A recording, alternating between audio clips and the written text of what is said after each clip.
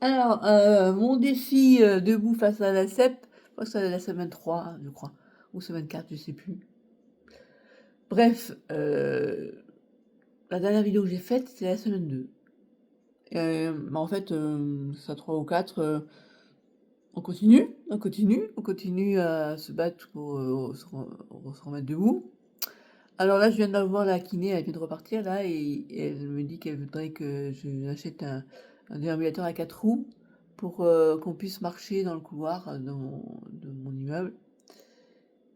Elle me dit: «C'est bien, bah, j'ai bien progressé depuis 1 an», parce que ça fait quand même 1 an là, presque 1 an quand j'ai commencé la kiné.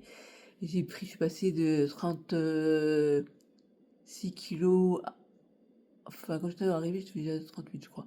Bon 36 là, maintenant je frôle les 54 kilogrammes et j'ai repris des muscles et tout ça et là maintenant elle me dit: «Ce serait bien de se fixer un objectif». J'ai dit: «Beh, ça me tente très bien parce que c'est ce que j'avais déjà prévu». Donc j'arrive à remarcher, elle me dit: «Bien sûr pas tout le temps, j'allais pas quitter le fauteuil, mais disons que c'est un moment vous pourrez marcher».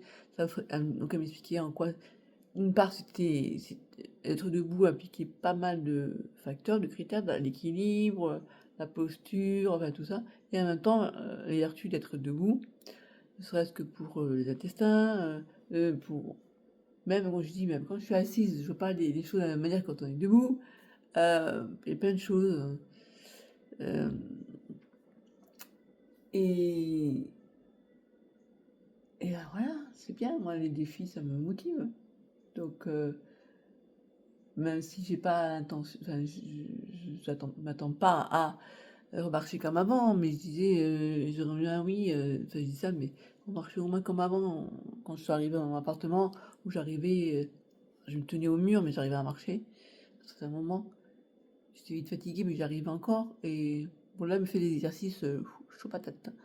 Elle me fait monter, sur les pointes, faire ça avec le pied, alors d'abord assise, puis après debout et puis, balancer d'une jambe à l'autre et puis, le pire c'est de m'agenouiller un peu, enfin de plier le genou. À droite j'arrive, mais à gauche, waouh!